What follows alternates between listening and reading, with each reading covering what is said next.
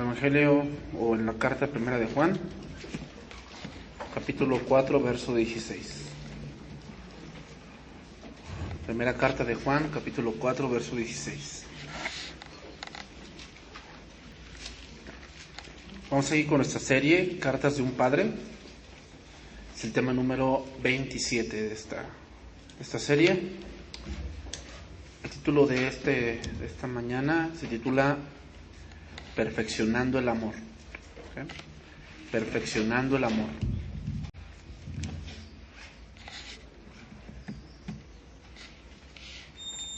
Cuando creemos en Cristo, hermanos, el Espíritu Santo viene a nuestra vida y con el Espíritu Santo viene un amor hacia las cosas de Dios. ¿Ok? Es que cuando solamente nos quedamos ahí, o sea, alguien cree en Cristo pero no sigue adelante, su amor empieza a ser muy monótono y empieza a mezclarse con pensamientos humanos. Y el amor de Dios no tiene nada que ver con lo que ven en Hollywood. ¿Okay? Es un problema porque pues, vemos a veces películas de amor y pensamos que así es el amor. Y no tiene nada que ver. O sea, eso que presentan en Hollywood, ese es el pensamiento del mundo, de que así es el amor del mundo. El amor de Dios es otra cosa muy... Primera de Juan 4:16. Y nosotros hemos conocido y creído el amor que Dios tiene para con nosotros. Dice ahí, Dios es amor, y el que permanece en amor, permanece en Dios y Dios en él. En esto se ha perfeccionado el amor en nosotros, para que tengamos confianza en el día del juicio, pues como Él es, así nosotros somos en este mundo. En el amor no hay temor, sino que el perfecto amor echa fuera el temor, porque el temor lleva en sí castigo, de donde el que teme, perfeccionado en el amor. Nosotros le amamos a Él porque Él nos amó primero. Si alguno dice yo amo a Dios y aborrece a su hermano, es mentiroso, pues el que no ama a su hermano a quien ha visto, ¿cómo puede amar a Dios a quien no ha visto? Y nosotros tenemos este mandamiento de Él: el que ama a Dios, ame también a su hermano. Viene una pregunta, estamos ya casi terminando esta primera carta de Juan. Viene una pregunta interesante y es: ¿cómo puedo estar seguro de que estoy en Cristo? Hemos hablado de Cristo, ¿no? O sea, tienes que permanecer, si eres cristiano, tienes que estar constante, tienes que estar en la vid, tienes que alimentarte de Dios, de Cristo. Ahora, ¿cómo puedes saber que sí estás en Cristo? Esa es otra pregunta. O sea, sí sé que debo permanecer y anhelo con todo mi corazón permanecer. Ahora viene esa cuestión: ¿cómo sé que estoy permaneciendo en Cristo? ¿Cómo sé? La respuesta es el amor de Dios. Cuando creemos en Cristo, como te dije, lo primero que viene a nuestro corazón es el amor. Eso viene al corazón del creyente. Mira, vamos a ver Romanos 5:1. Romanos 5:1. O sea, el amor, hermanos, es un fruto que sí o sí todos debemos dar, todos. Todo cristiano debe dar ese fruto. Menor o a mayor medida, pero es un fruto que es, vamos a ponerlo así, a fuerzas.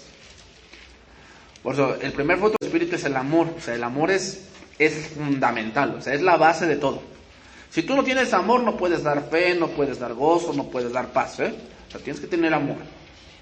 Si no tienes amor, como dice 1 Corintios 13, ¿no? Si yo entendiese todos los misterios y verdades y toda la ciencia, pero no tengo amor, nada soy. Y si hablase todas las lenguas, hasta las angelicales, y no tengo amor, o sea, el amor es fundamental en la vida del creyente. Dice ahí: justificados pues por la fe, tenemos paz para con Dios por medio de nuestro Señor Jesucristo. Aquí Pablo en el versículo 1 está hablando de el nacer de nuevo. Justificado significa hecho legalmente justo. Eso significa justificados. Situación en que pasó cuando tú creíste en Cristo y legalmente delante de Dios todo lo que tú eras ya no existe. O sea, el mundo se acuerda, pero Dios ya no. Dios no se acuerda de lo que tú eras antes. Fíjate, al hombre le interesa lo que fuiste. Siempre dice, ay, tú eras esto, tú eras el otro. A Dios no le importa. A Dios no le importa lo que fuiste, le importa lo que eres ahorita, porque ya ha sido justificado. ¿Ok? Entonces dice versículo 2, por quien también tenemos entrada por la fe a esta gracia en la cual estamos firmes y nos gloriamos en la esperanza de la gloria de Dios. Vete, por quien tenemos entrada, ¿a qué? Dice, a esta gracia. ¿Cuál gracia? La salvación. La salvación, a esa gracia se refiere. Dice, versículo 3, y no solo esto, sino que también nos gloriamos en las tribulaciones, sabiendo que la tribulación produce paciencia. Esa palabra paciencia significa carácter. ¿La tribulación contigo? O sea, inicias tu carrera cristiana, pero estás chiquito. O sea, cuando crees en Cristo, estás chiquito. O sea, estás peque. Dios te va a ir metiendo en diferentes pruebas. ¿Para qué? Para que tengas carácter. Para que madures. O sea, tus hijos sí o sí, aunque tú estés con ellos, van a tener que pasar por situaciones difíciles. ¿Por qué? Porque eso va haciendo que su carácter se forme, para que dejen de ser niños y que maduren. ¿Okay? Y la paciencia, prueba. Y la prueba, esperanza. El versículo 5, que es el que me interesa más. Y esa no avergüenza, dice, porque el amor de Dios ha sido derramado en nuestros corazones por el Espíritu Santo que nos fue dado. La palabra derramado aquí significa conceder. Dios ha cedido algo. ¿Cuál? El Espíritu Santo, y junto con el Espíritu Santo viene el amor a nuestro corazón. Ahora, ¿qué tipo de amor? Ágape, el amor ágape, el amor sacrificial, el amor que da sin pedir nada a cambio. Cuando el hombre fue creado, en la creación de Dios, ¿te acuerdas que dice Dios, hagamos al hombre a nuestra imagen y semejanza? Cuando dice Dios, imagen y semejanza, habla de atributos comunicables que Dios puso en nosotros. Puso algunas cosas que Él nosotros. Una de esas cosas, uno de los atributos comunicables de Dios, es el amor. Porque Dios es amor. O sea, no Dios siente amor. No es como nosotros que sentimos. No, Él es amor. Entonces, en esa parte de crear al hombre, Dios le puso esa parte de poder amar. Capacidad de amar, por eso podemos amar. Pero el hombre al caer en pecado, esa capacidad de amar está contaminada ahora. Entonces podemos confundir amor con pasión, simplemente. Y así es el mundo, ¿no? Confunde el amor con una atracción física, pero no es amor. ¿Por qué? Porque al caer el hombre, esos atributos comunicables se mancharon.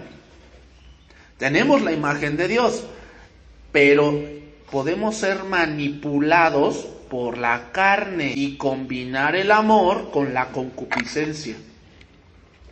Entonces, engañoso es el corazón más que todas las cosas. Entonces, el amor comúnmente se confunde con una atracción física, pero no se centra en lo espiritual. Se centra simplemente en lo terrenal. Por eso hay muchos divorcios. ¿Por qué? Es que ya no me gustó. Ya tiene cuerpo de refresco en bolsita y pues ya no. Porque yo la conocí, tenía cuerpo de Coca-Cola, ¿no? Sí, bien formado. Pero ya después se puso como Coca-Cola en bolsita y pues ya no me gustó. Y yo quiero una más jovencita. ¿Verdad? Ese es un amor. Porque el amor todo lo sufre, todo lo cree, todo lo espera, todo lo soporta. El amor nunca deja de ser. El amor de Dios. El creyente, al estar en Cristo, en su corazón es derramado un nuevo amor que ahora ama las cosas de Dios. ¿Que el hombre no sabía amar antes? Sí puede amar, pero no sabe amar como Dios le ama. ¿Ok? Eso solamente lo puede hacer alguien que ha nacido de nuevo. ¿Ok? Ahora, cuando tenemos el amor de Dios, el amor ágape, lo primero que va a venir que tú es amas la palabra. ¿Ok? O sea, amas escuchar la palabra de Dios. Alguien que no ama escuchar la palabra de Dios es que no tiene amor. Y si no tiene amor, no tiene a Dios. Porque Dios es amor. El contexto de Romanos que acabamos de leer dice, y no solo esto, sino no en las tribulaciones, sabiendo que la tribulación produce paciencia. ¿Qué es lo que va a hacer que soportes la tribulación? El amor de Dios. ¿Por qué? Porque el amor de Dios no solo se basa en sentir, se basa en el conocimiento que Dios. Por eso es necesario que estudies. ¿Por qué? Porque si tú no tienes un buen fundamento y tú no tienes buen conocimiento de Dios, pues te vas con cualquier piña. Entonces dices, no, en vez de que la tribulación sea para que tú crezcas, para que tú madures, para que tú seas un mejor cristiano, te resientes. O sea, una de las cosas, hermanos, con la situación que estamos pasando, una de las cosas que hemos puesto nosotros como pastores en nuestro corazón es, no tenemos, o sea, hermanos, aunque Dios ocupó a gente que tal vez ha hecho cosas difamando, no son nuestros enemigos. Entiéndelo bien. O sea, no son nuestros enemigos. Nadie es nuestro enemigo. Es que fue fulano el que levantó eso. Ok, sí, tal vez sí, pero no es nuestro enemigo. Porque Dios no quiere que tengamos un corazón así. Porque el amor de Dios, o sea, ¿cómo amó Dios a... Estaba con él? ¿Qué dice el Salmo? Aquel que comía de mí del plato, levantó contra mí el calcañar.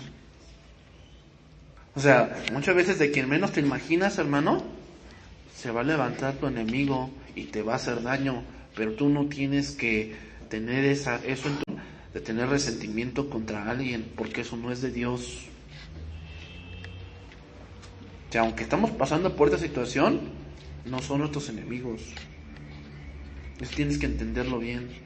O sea, a veces Dios puede ocupar a tu jefe para hacerte la vida difícil. ¿Por qué? Porque Dios quiere que tengas, pero no es tu enemigo. Ese es el problema que tenemos como seres humanos.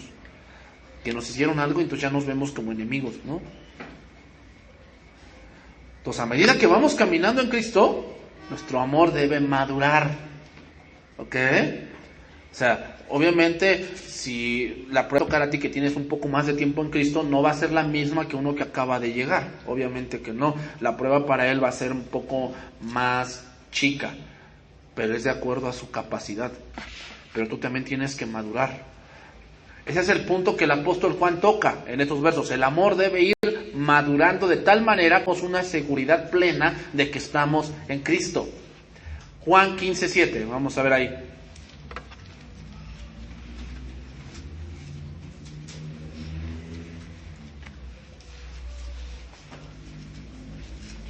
Entonces, ¿a dónde te debe llevar el amor de Dios con aquel que busca tu mal?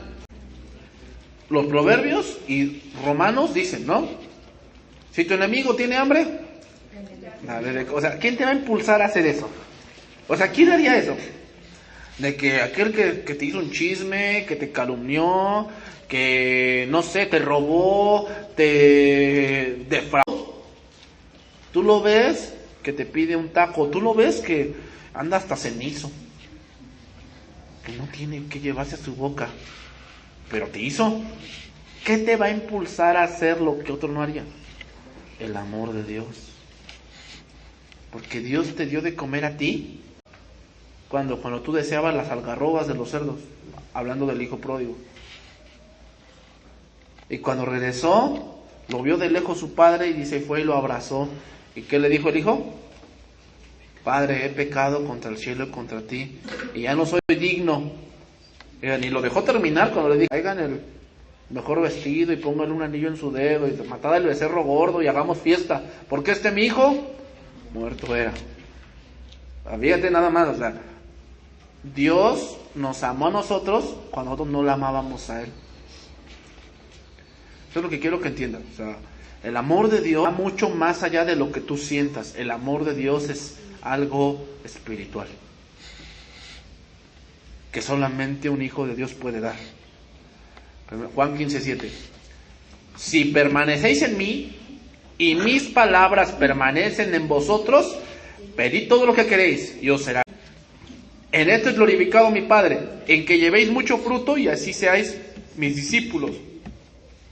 Como el Padre me ha amado, así también yo os he amado. ¿Cómo amó Cristo? Vamos a verlo así. ¿Cómo es el amor de Cristo? Nos enseñó, los protegió, discípulos, los alimentó, pero no solamente eso. ¿Qué pasó cuando llegaron a Getsemaní? Llegaron con una turba grande. ¿A quién buscáis? A Jesús Nazareno. Y él dijo, yo soy. Dice, dejad ir. Los amó hasta el fin. Cuidó de ellos. Entonces, ese es el amor que Dios quiere que tú tengas y que yo tenga. ¿Cómo? Hasta el fin. Hasta el fin. Como el Padre me ha amado, así también yo os he amado. Permaneced en mi amor. Si guardareis mis mandamientos, permaneceréis en mi amor. Así como yo he guardado los mandamientos de mi Padre y permanezco en su amor. Entonces, permanecer en su amor es guardar los mandamientos de Dios. Por lo tanto, el amor debe ir madurando y perfeccionándose en los mandamientos de Dios. Entre tú más conocimiento de Dios tienes y lo crees, tu seguridad es plena. Alguien que no conoce mucho es por eso que tiene mucha inseguridad. ¿Por qué? No conoce mucho. Entonces piensa que cualquier pecado lo puede apartar de Dios, ¿no? O sea, no hay ningún pecado que te pueda apartar de Dios, no hay ninguno. Pero obviamente, cuando tú cometes un pecado y no te arrepientes, se va acumulando eso. Entonces empiezas a endurecer, insensible a la palabra de Dios. Entonces ya vienes, pero vienes por cumplir. Entonces, aunque Dios te está exhortando a que dejes esa mala vida, ya no lo haces porque ya estás insensible, estás duro. Entonces ya empiezas a decir que todos están mal menos tú. Primera de Juan 4:16, vamos a empezar a estudiar ahí. Fíjate bien, ahí hay dos verbos que están unidos y que son muy contundentes. Dice 4:16 de Primera de Juan. Y nosotros hemos conocido y creído. Conocer y creer van de la mano. ¿Qué hemos conocido y creído? El amor que Dios tiene para con nosotros. Pregunta, ¿cómo lo conocemos? ¿Cómo conocimos ese amor? Conociendo a Cristo. ¿Qué? Conociendo a Cristo. Conocer implica que, o sea, tú no puedes conocer y nada más quedarte ahí, porque si nada más quedas ahí, entonces lo que va a pasar es que tu vida no cambia. ¿Ok? Tú puedes tener mucho conocimiento, conocer muchas cosas, haber leído mucha literatura, pero si no crees eso, no lo vas a hacer. O sea, ¿por qué actuamos como actuamos? Porque conocemos y creemos. ¿Ok? Entonces, una persona que no permanece en Cristo es aquel que tiene esto, pero no cree. Entonces, por eso dice, y nosotros hemos conocido y creído el amor que Dios tiene para con nosotros. Lo dice, Dios es amor, y el que permanece en amor, permanece en Dios y Dios en él. O sea, ese permanecer implica seguridad. ¿Conoces el amor de Dios? Es decir, ¿conoces a Cristo? Sí. ¿Lo crees? Sí. ¿Estás seguro? ¿Estás seguro en Cristo? Como yo, no, es que me hablan de permanecer. Entonces, ¿permanecer es ir a la iglesia? Obviamente te tienes que congregar, ¿no? La Biblia dice, no dejando de congregarnos, como algunos tienen por costumbre. O sea, Dios, en el plan de Dios, de la vida cristiana, está el que te congregues. Algo pasa que para un cristiano es necesario hacer. Pero no por el hecho de que te congregues tanto tiempo es permanecer en Cristo. No, porque hay mucha gente que se congrega, pero no conoce a Dios. A ver, congregarse y conocer a Dios son cosas muy distintas. Entonces, conocer a Dios implica escrituras. Pero estudiarlas en verdad, o sea, que tú te sientes y medites. Recuerda que antes de la meditación está la memorización. Tienes que memorizar y luego meditar en las escrituras. El hecho de que te congregues, pues bueno, qué bueno. Pero eso no implica que estás permaneciendo en Cristo. Implica. Entonces, permanecer implica seguridad. Porque es obvio que si tú dices, yo creo en Jesús y amas sus mandamientos, estás completamente seguro que estás en Cristo, ¿no? Y que tu salvación es segura. No por el conocimiento, sino porque permaneces en el amor de Dios, guardando sus mandamientos. Puedes tener conocimiento, pero no puedes a lo mejor guardar los mandamientos de Dios. Cuando tú conoces y permaneces en el amor de Dios, haces los mandamientos de Dios. Entonces dice 1 de Juan 4:17, en esto se ha perfeccionado el amor en nosotros. Esa palabra perfeccionar significa consumar, significa hacer maduro, significa lograr.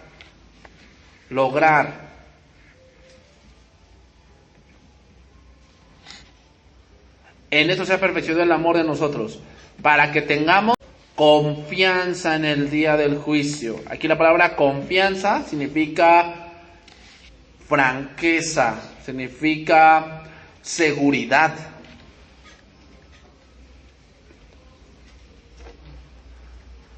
Ahora, ¿a qué día se refiere? Mira, vamos a poner un ejemplo. Imaginémonos que te llaman a un juzgado. Imaginémonos que te llega un citatorio a tu casa. Señor Urquidi, que tiene que usted presentarse al juzgado número 2 porque vamos a tratar un tema de que usted, no sé, tal empresa dice que usted no pagó su tarjeta de crédito el día tal y tal y tal. ¿No? Ah, bueno. Pero resulta que tú tienes el voucher de que sí pagaste. ¿Cómo te sientes? Seguro, porque vas a ir allá y que con eso que tú presentes, vas a decir, yo sí pagué, y aquí está, y está en la fecha.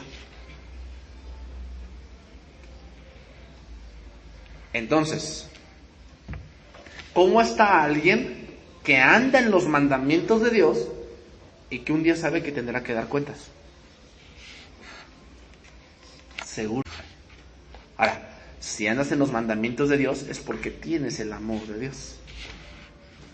Eso es lógico. Cuando Dios te llama a cuentas, ¿por qué estás seguro? Porque andas en los mandamientos de Dios. Entonces, uno de los rasgos de un amor maduro es la confianza.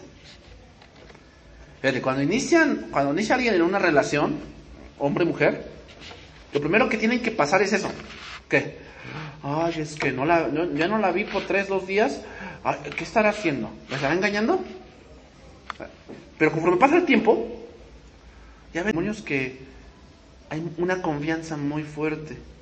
¿Por qué? Ha ido madurando el amor, se han ido conociendo más y más, sabe ella cómo es él y él cómo es ella, y hay una confianza, habla de madurez. Un amor que no ha madurado es un amor que no tiene confianza. ¿Has madurado en Cristo? Debes tener la confianza certera de ¿qué? De que estás en Cristo. Ese es un rasgo de que tu amor se ha madurado. O sea, imagínate una esposa que ya tiene 20 años viviendo con él y sigue igual de celosa. En el amor no hay temor, ¿eh? En el amor no hay temor. O sea, eso es muy importante. Es que ya conozco cómo es. Es bien pata de perro. Entonces les falta madurar, tanto a él como a ella. Y eso se requiere que se conozcan. Eso también requiere que pongan a Dios en el centro de su vida. O sea, muchas de esas cosas implican tiempo. También la confianza en Dios, hermanos, requiere tiempo. Requiere tiempo de estudio, de comunión, de estar congregándote, de estar estudiando junto con... O sea, tú no puedes estudiar solo, ¿eh? Me refiero a que, no, yo no necesito del instituto bíblico, Dios me revela solito. Sí, yo no estoy diciendo que Dios no te pueda hablar, pero corres el riesgo de que entiendas lo que tú quieres. Y ahí es un riesgo, porque luego llegas acá, sacas tus cosas que dices que entendiste, y muchas veces estás equivocado. O sea, siempre requieres autoridad. Por eso es la autoridad. ¿Por qué? Porque dice el Salmo, ¿no? ¿Quién podrá entender sus propios errores? Y le dice el Señor a David al Señor, líbrame de los que... O sea, hay muchas cosas que uno tiene que corregir, pero es porque no porque te hayas dado cuenta tú, sino hay veces que tu autoridad te dice, estás mal. Pero imagínate si nada más te encierras en ti mismo. O sea, tienes que madurar, y parte de la maduración es el orden, Que tengas autoridad, que tengas alguien que revise, que tienes alguien que te aconseje, alguien que te corrija. Eso es parte de... Entonces, fíjate, una de las cosas por las que las gentes serán juzgadas es por su conocimiento. Vamos a ver Romanos 1:18.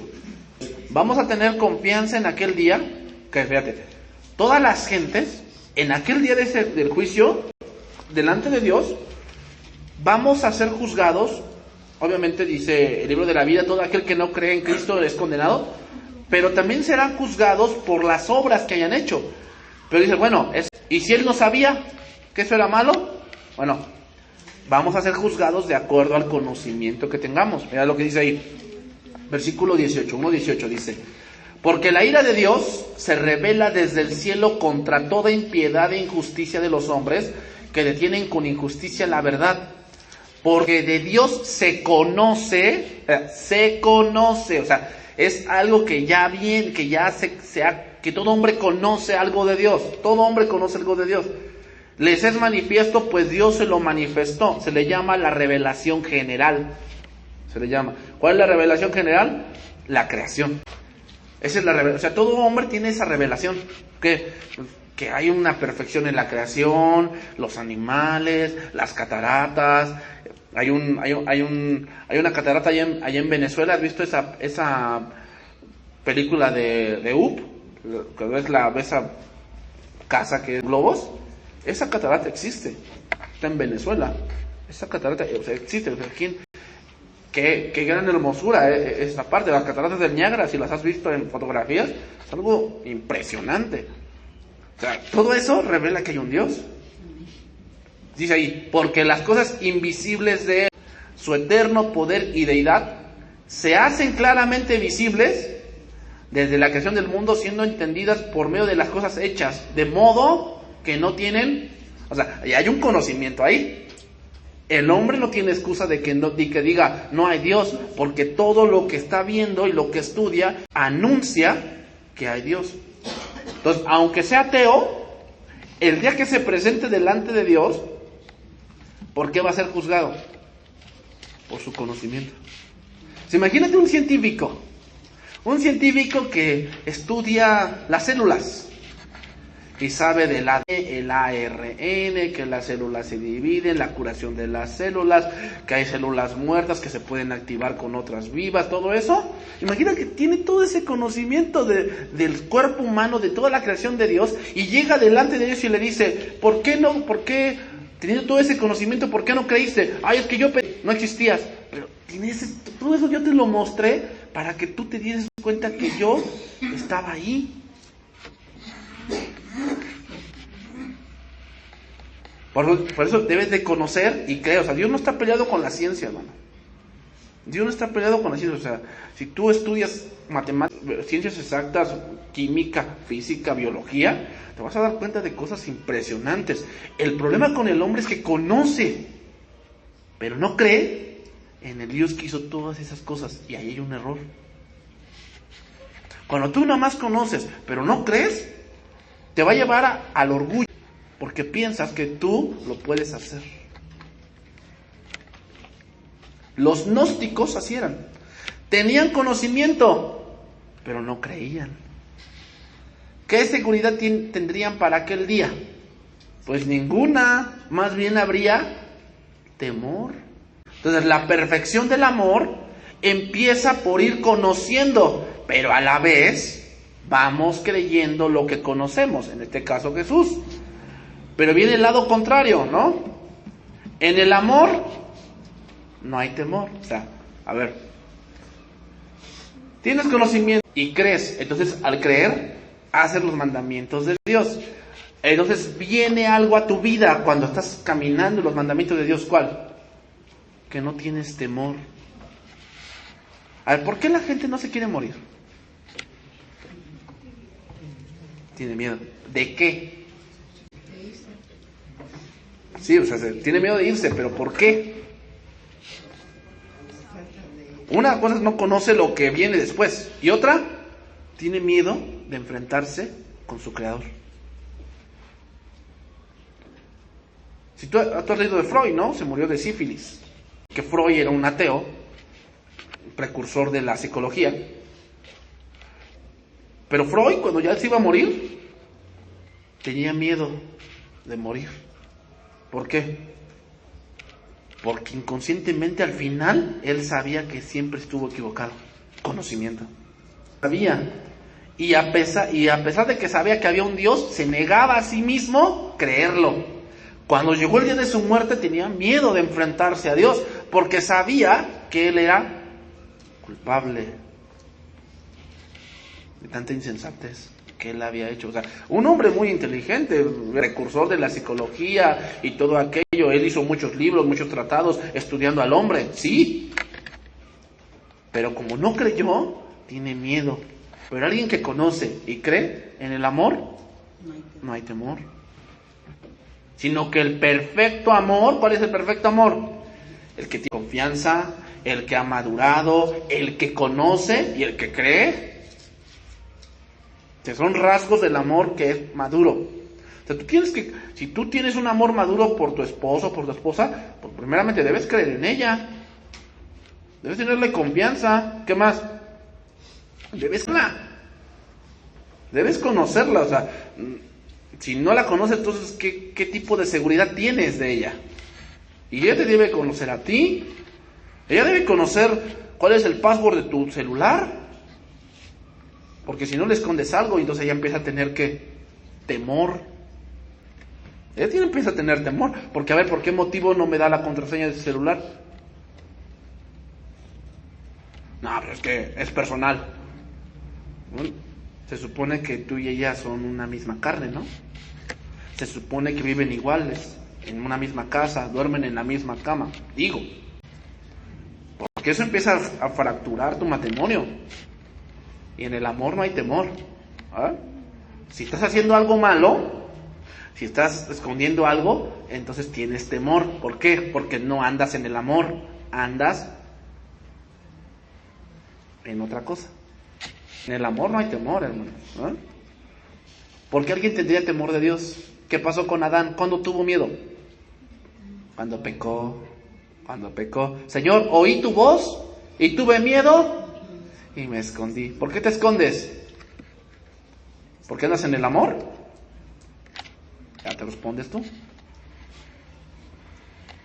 Pero en el amor no hay temor.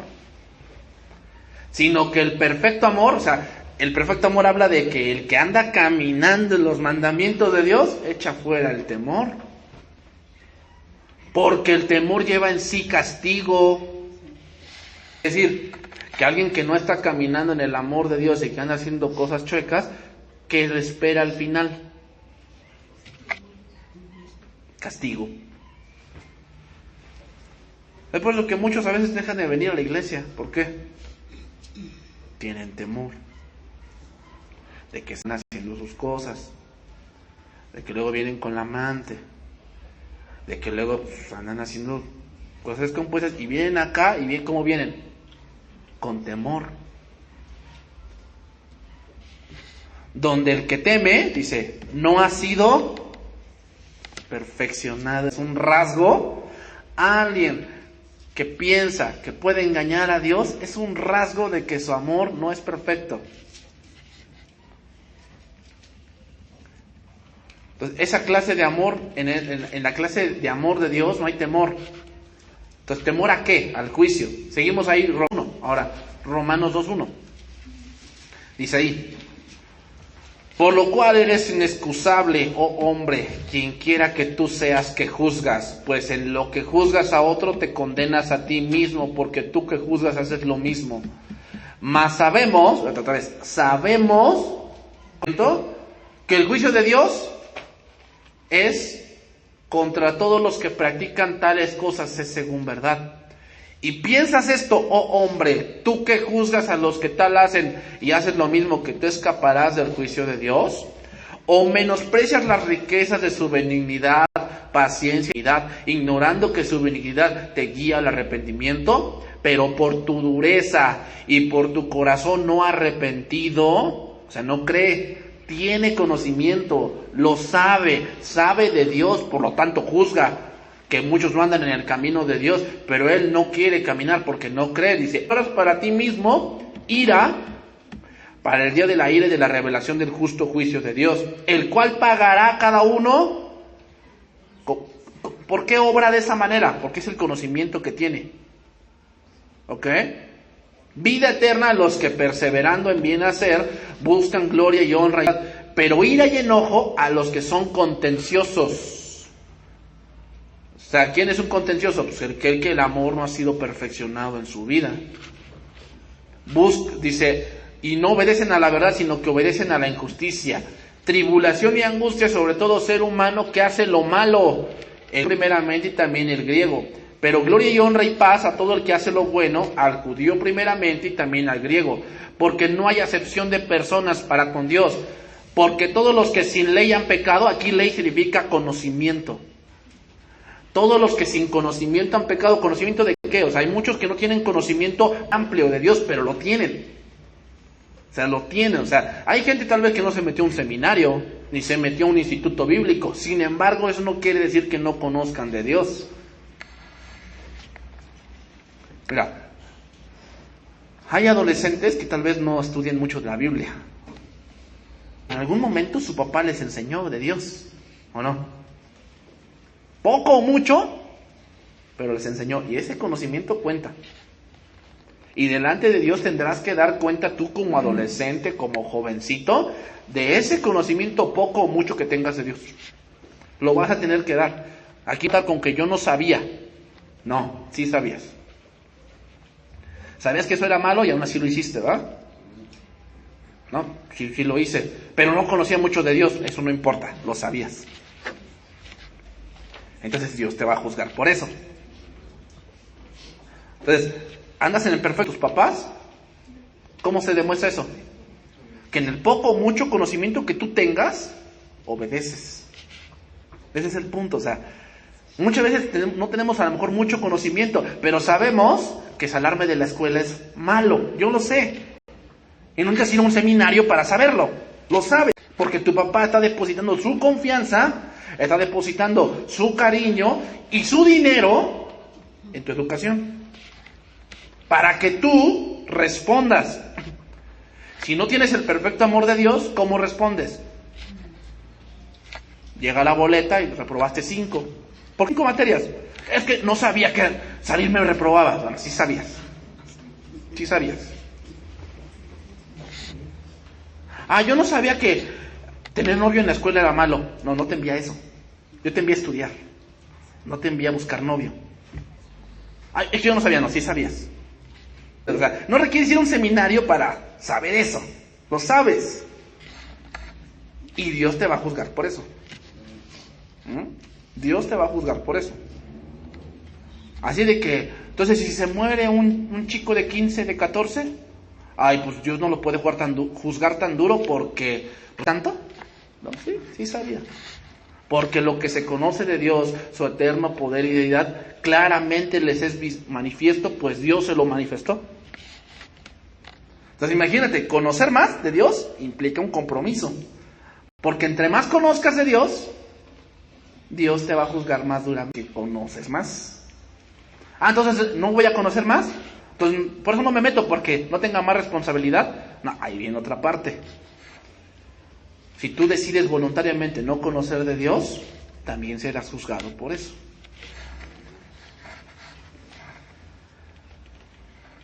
Porque los que sin ley han pecado, sin ley también perecerán.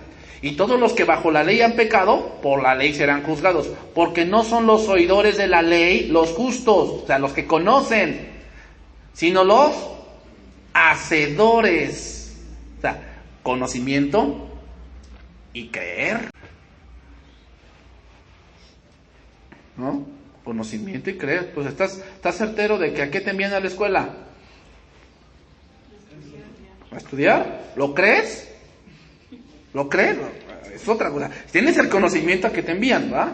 Ya tienes el conocimiento, o sea, ya no lo puedes negar. ¿Sabes a qué te envían a la escuela? ¿Pero lo crees? ¿Sabes cómo se ve si lo crees? Por cómo actúas.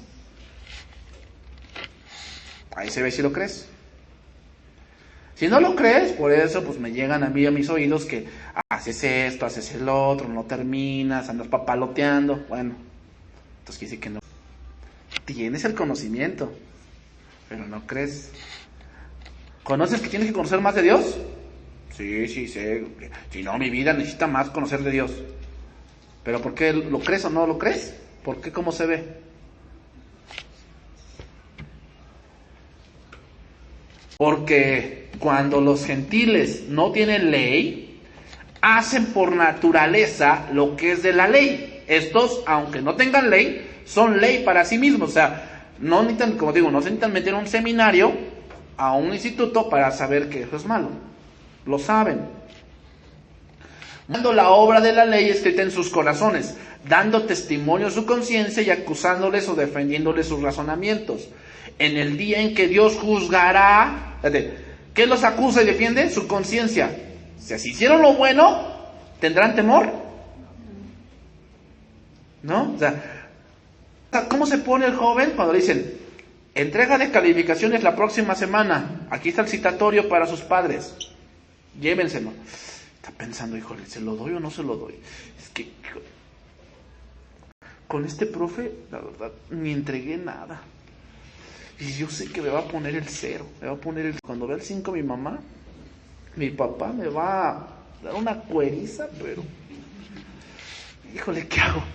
Tiene temor. ¿Por qué? No hizo lo que debía haber hecho. ¿Y sabía que debía haber hecho? Sí lo sabía, pero como no lo hizo, tiene... Entonces, papá, me dieron esto para que te lo diera. Te entregan calificación la próxima semana y tú dentro de ti, ojalá que ese día trabaje. Ojalá que ese día no vaya. Ojalá que ese día se enferme. Tienes temor. Pero si hiciste lo que es correcto y actuaste como debías haber actuado, entregaste tus tareas y estudiaste para tus exámenes, en el amor no hay temor. Hasta con orgullo vas a decir, papá, quiero que vayas, porque si no vas, me regañan.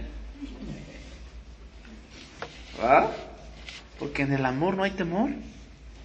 ¿Te das cuenta? O sea, y no necesitas ir a un instituto bíblico para saber que tienes que estudiar, ¿verdad? No, eso ya lo sabes. Eso ya lo sabes. Tienes conocimiento. Pero el otro punto es creer lo que conoces. Si no crees, pues obviamente haces cosas descompuestas. Y cuando llegue el día de dar cuentas, temor. En el amor no hay temor. Entonces muchos tienen conocimiento, pero no creen. Y al no creer, no permanecen en Cristo. Y al no permanecer en Cristo, no tienen el amor de Dios. Y esto produce temor. Entonces, ¿seré salvo? ¿Sabes por qué viene esa pregunta? ¿De serás salvo o no? Por cómo vives. ¿Tienes temor de si estás en Cristo? Porque andas haciendo cosas descompuestas. Entonces, ¿tienes temor si serás o no? Pero si estás haciendo los mandamientos de Dios, si te equivocas, pero te arrepientes, conoces a Dios, tratas de buscar más comunión con Dios, ¿tienes temor? De, ¿seré salvo o no? El día que me muera, ¿dónde me voy a ir? ¿Estás seguro? Porque en el amor no hay temor. 4:18 de Primera de Juan, es el que estamos estudiando. En el amor no hay, sino que el perfecto amor, ¿cuál es el perfecto amor? Tiene confianza, conoce, pero también cree, hace los mandamientos de Dios, vive una vida en santidad, que quiere buscar a Dios más, echa fuera el temor. Porque el temor lleva en sí castigo, de donde el que teme no ha sido perfeccionado en el amor. ¿Qué estaba pasando? Ahora voy a tomar el contexto cultural de ese verso. Los gnósticos estaban sacando muchos razonamientos porque tenían un conocimiento disque elevado. Entonces, al decirle a los cristianos, el cristiano dice, ay, yo no conocía eso. Juan, fíjate que fulano me dijo que los 7 bautismos. Y yo no conozco eso. Entonces empieza a tener temor. Porque no tiene los 7 bautismos, nada más tiene uno. Entonces, ¿qué hago, Juan? ¿Seré salvo o no? Bueno, a ver, en el amor no hay temor. O sea, eso. ¿Pero lo cree? ¿Vive como tal? No, pues no vive, nada más dice que él tiene 7 bautismos, pero que él puede hacer lo que quiera. Entonces, no le creas. Porque en el amor no hay temor. Entonces, obviamente que alguien que anda en la carne no tiene este amor. Podrá tener conocimiento, pero al andar en la carne, su amor renal, que no echa fuera el temor, sino que teme, y esto comprueba que sus obras no son hechas en Dios. Un amor que no echa fuera el temor, habla de una vida, hermanos, llevada en las propias fuerzas. Un amor que tiene temor, habla de una vida llevada en sus propias fuerzas. Una que echa fuera el temor, habla de una vida donde se hace mal al prójimo. ¿Ah? De eso habla.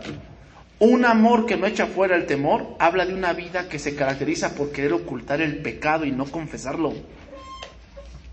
De eso habla, o sea, habla de que tienes ahí algo que no quieres soltar. Tienes temor por eso, porque sabes que el día que se sepa, ¿qué? Como Adán y Eva, te escondes. Te escondes. Primera de Juan 4:19. Nosotros le amamos a Él porque Él nos amó primero. Este verso, hermanos, es la esencia más grande del cristianismo. Este solo verso. Juan está afirmando con este verso que la ayuda de su Espíritu está con nosotros para esta gran tarea de amar.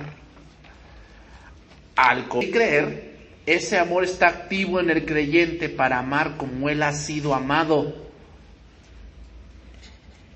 El amor que ahora ofrecemos es un amor que aprendemos de Dios. Por eso decimos, aquel que no conoce a Dios no sabe amar. Ay, pero es que yo esa jovencita que conocí del mundo, ay, hasta es mucho mejor que cualquier cristiana de tu congregación.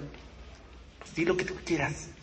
Pero si no conoce a Dios no sabe amar, porque ¿cómo puede amar si él no sabe quién le amó primero?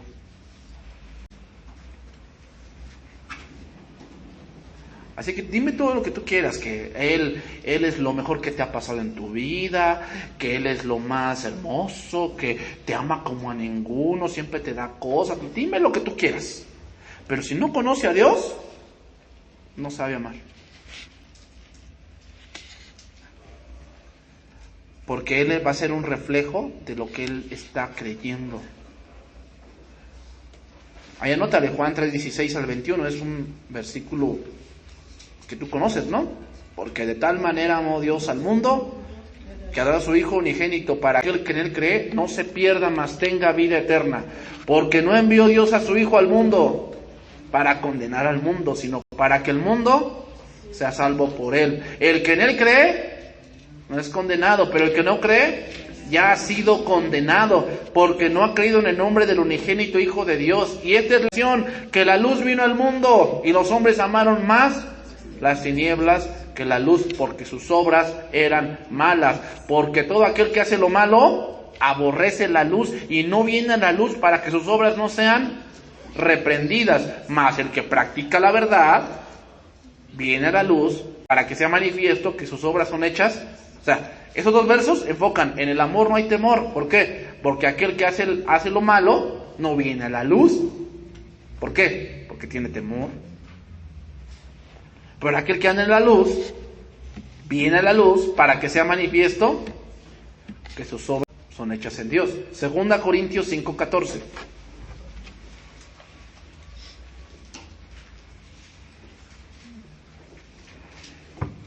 Entonces, tener un amor perfecto, hermano, lleva tiempo. ¿Ah? Lleva tiempo.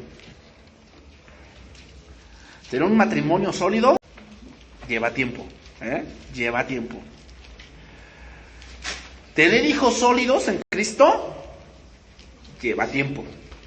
Lleva tiempo, o sea, no es nada más de que, pues les predico una palabra y ya se van a soltar. No, o sea, tienes que andar lidiando con su carne, tienes que andar lidiando con sus rollos chuecos que luego traen de la escuela, que le dijo su amiguita que Tintán era su tío y no sé. Entonces vienen con esos rollos ahí en la cabeza, ¿no? Y llegan a la iglesia y por eso son así medio bipolares los adolescentes, porque escuchan un rollo tuyo o escuchan la palabra tuya, la palabra de su amigo, entonces están entre lo hago o no lo hago, están así, entonces están enojados, al rato están contentos, al rato están frustrados, están amargados, el otro está llorando, cosas así. ¿Por qué? Porque todavía no tienen una identidad. Entonces eso lleva tiempo, tenerlos en Cristo, tener una vida cristiana sólida en Cristo, lleva tiempo, hermanos, En un amor perfecto lleva tiempo, no creas que es de la noche a la mañana, es algo que debes tener constante. Pero ve lo que dice aquí, dice 2 Corintios 5:14, porque el amor de Cristo nos constriñe. Esa palabra constreñir significa sostener juntos. Sostener juntos. Habla, fíjate, la idea de la palabra griega sunejo, habla de cuando tú estás en una multitud así, has ido si ahorita sales y vas al mercado, aquí al Mercado Nuevo, al 12 de mayo, si hay mucha gente, ¿cómo pasas? Bien apretado, ese es sunejo. El amor de Cristo te oprime, lo significa. Pensando esto, o sea, un conocimiento, que si uno murió por todos, luego todos murieron. Y por todos murió para que los que viven, ya no así, sino para aquel que murió y resucitó por ellos. Ese es el amor perfecto. A ver, ¿qué hizo Cristo por mí? Vino, me enseñó, se entregó y resucitó para que ahora yo ande en vida nueva. Entonces ese amor te va a constreñir a que cuando, obviamente nuestra carne luego nos quiere impulsar a hacer cosas que no convienen a Dios, pero hay algo dentro de ti, ese amor que te oprime y te dice, eso no es de Dios. Eso que estás a punto de hacer no es la voluntad de Dios. Tienes algo aquí dentro que te oprime y que no te deja. De manera que nosotros de aquí en adelante a nadie conocemos según la carne. Se refiere, aquí conocer significa ya no estamos sujetos a las cosas que hacíamos en la carne. Sino, dice, y aun si a Cristo conocimos según la carne, conocimiento. Teníamos un conocimiento de Cristo antes de creer, ¿no? Ya no lo conocemos así. ¿Por qué? Porque ahora tenemos el amor de Dios. Antes como que tú decías, sí, Cristo un gran gurú, no, un gran maestro, no, la verdad sus enseñanzas, de verdad cuando yo las escuché de un pastor, no hombre, dije, ay, qué gran sabiduría, pero se quedaba ahí, conocimiento, pero no creías. Pero ahora, si tienes el amor de Dios, ¿qué pasa? Conoces y crees. El amor te constriñe ¿a qué? A obedecer. Por eso Pablo habla así. Entonces, ¿por qué hacemos lo que hacemos como cristianos? La respuesta es porque el amor de Cristo nos constriñe. O sea, a ver, ¿por qué crees que yo cada semana preparo un mensaje? ¿Porque me caes bien? Para que no te vayas así bien mal de aquí, ¿no? No vengas a perder tu tiempo. No, ¿sabes qué? Una de las cosas por las cuales no estudia la palabra es porque el amor de Cristo te constriñe. ¿Por qué vienes los domingos? ¿Para cumplir?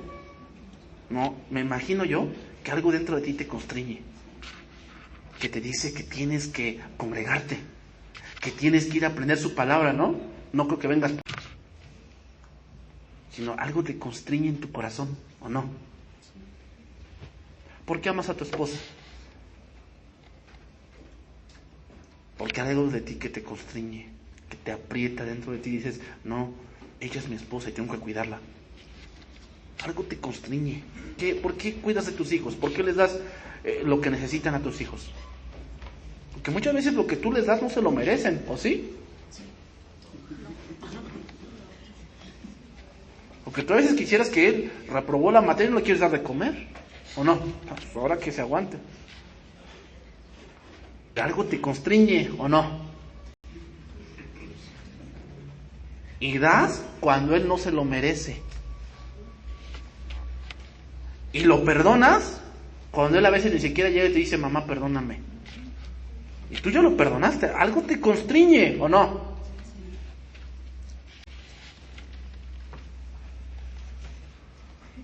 Si no hacemos las cosas en el amor de Cristo, vamos por el camino equivocado, hermanos. Tenemos que hacer las cosas porque el amor de Cristo te constriñe. Entonces cuando te digan del perdón, ¿tienes temor? No, dices, sí, Señor, yo he practicado eso. Yo he perdonado a pesar de que me han hecho. Entonces en el amor no hay temor. Vámonos por la parte final. Primera de Juan 4:20. Si alguno dice, yo amo a Dios, y aborrece a su hermano, es mentiroso. Pues el que no ama a su hermano a quien ha visto, ¿cómo puede amar a Dios a quien no ha visto? Lenguaje actual. Si decimos a Dios y al mismo tiempo nos odiamos unos a otros, somos unos mentirosos. Porque si no amamos al hermano a quien podemos ver, mucho menos podemos amar a Dios a quien no podemos ver. ¿Cuáles son los dos objetos del amor de Dios? O de nuestro amor. Hay dos objetos aquí al cuales debemos amar: Dios y los hermanos. Juan está condenando el fingimiento. ¿Cómo era posible decir que aman a Dios porque tienen mucho conocimiento, pero viven odiando a alguien que están viendo? Alguien demuestra claramente que ama a Dios porque ama a su hermano. Ahí se ve que tu amor es maduro. Entonces, ¿cómo es que amas a tu hermano? ¿Que con todos te llevas de chévere? No. Nada que ver. Fíjate, es fácil fingir amar a Dios, pero no se puede fingir con el prójimo. Es fácil fingir que amas a Dios, pero no se puede fingir con el prójimo. El amor debe ser acorde al estilo de vida, y eso demuestra si somos cristianos. El conflicto puede ser una posibilidad, pero un odio permanente es del diablo. Puede haber conflictos entre nosotros, o sea, a veces no congeniamos en una idea, es obvio porque pensamos distinto, pero que tengamos odio, eso no es de Dios. Fíjate, el amor de Dios es diferente al de Hollywood. La televisión y las películas presentan el amor como una fuerza emocional misteriosa a la que simplemente se responde y se tiene que obedecer. Cuando esa fuerza misteriosa se desvanece, ya no se necesita sentir ningún vínculo con otra, ni sentirse obligado a ella. El amor de Dios es más una decisión de la mente que una reacción emocional. Es cerebral, no glandular. El amor de Dios es de la mente. Tienes que decidir amar a alguien. Te lo voy a poner así. El amor piadoso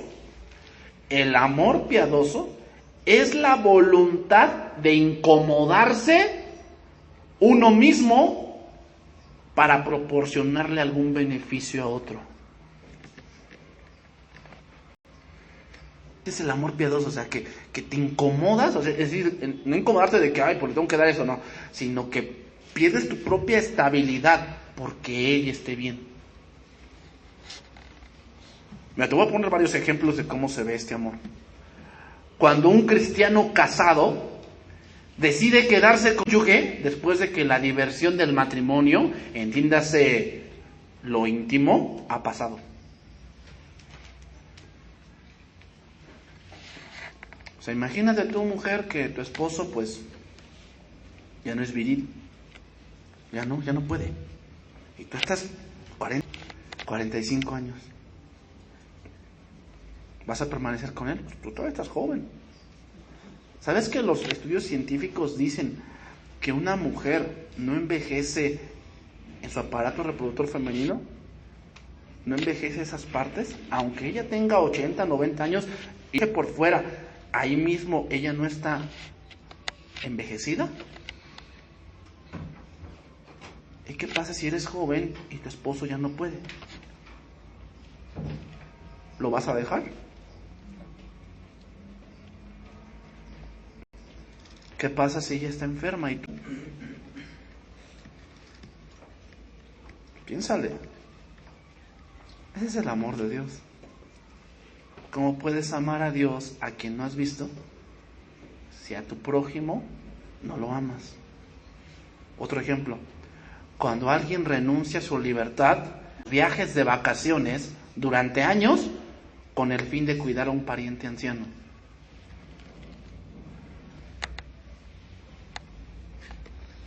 Otro ejemplo. Cuando los cristianos superan los años que han vivido en un ambiente racista y aprenden a aceptar y apreciar de otra raza o cultura.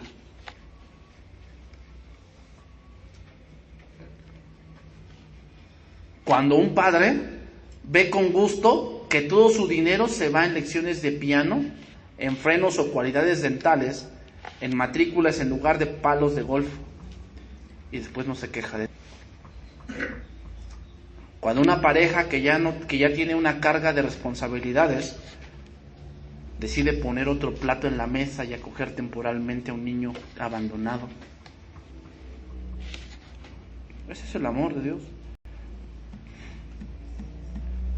Cuando sin que nadie se lo diga, regala un juguete a alguien que no tiene con qué comprarlo.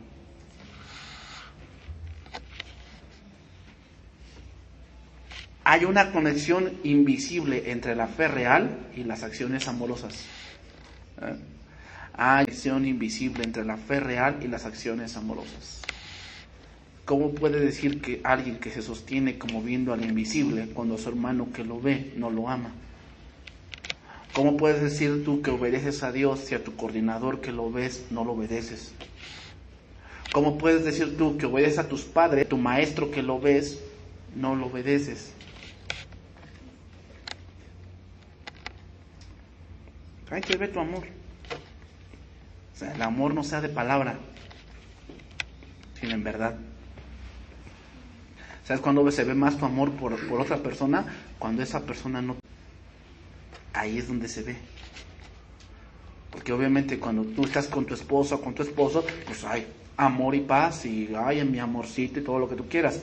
Pero ¿qué pasa cuando se separan? Cuando tú tienes que ir a tu trabajo y ella tiene que ir a su trabajo, ¿ahí amas a tu esposo? Ahí es donde se tiene que ver. No puedes decir amar a tu esposo cuando lo ves, si cuando no está no lo amas. Eres un mentiroso.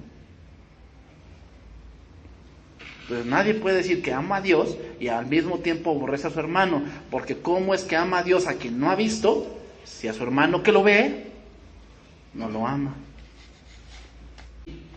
Primera de Juan 4:21. Y nosotros tenemos este mandamiento de él: el que ama a Dios, ame también a su hermano. Amar a Dios, hermanos, equivale a guardar sus mandamientos, y uno de esos es que amemos a los hermanos.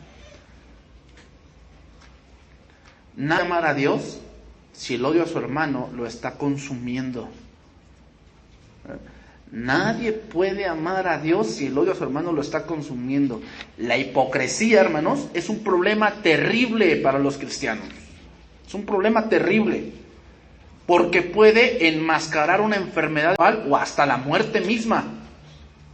Es muy fácil fingir que se ama diciendo de vez en cuando las cosas debidas, pero eso no son más que palabras. Las obras son la realidad. El hecho de que la forma de tratar a otra persona a la que se demuestra que lo que realmente se piensa en Dios, a quien no puedes ver. La forma en que tratas a otra persona a quien puedes ver demuestra lo que realmente piensas de Dios a quien no puedes ver. Termino este verso. Juan 15:12. Y con eso vamos a terminar.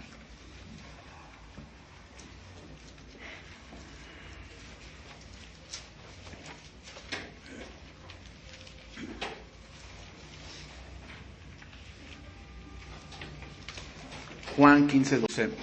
Este es mi mandamiento, que os améis los unos a los otros, como yo os he amado. Nadie tiene mayor amor que este, que uno ponga la vida por sus amigos.